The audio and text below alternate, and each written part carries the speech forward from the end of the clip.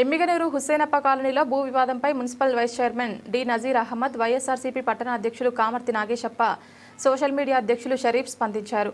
బాధితురాలు ముక్కారమ్మకు చట్టబద్ధ హక్కులు దక్కే వరకు రాజ్యాంగబద్ధంగా పోరాటం కొనసాగిస్తామని తెలిపారు.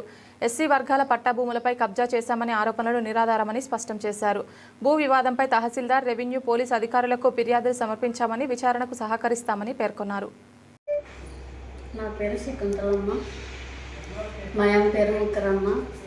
హుస్సేనప్ప కాలనీలో 2 సెంట్ల స్థలం ఇచ్చినారు మా అమ్మకి. కొట్టం వేసుకునేదే కానీ వాళ్ళు దాంట్లో ఉన్ని లేదు.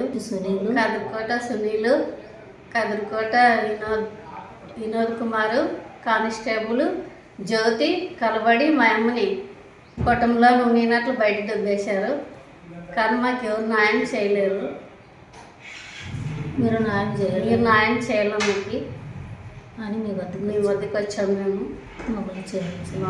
మాకు ఇంక న్యాయం కావాలని అడుగుతున్నాం.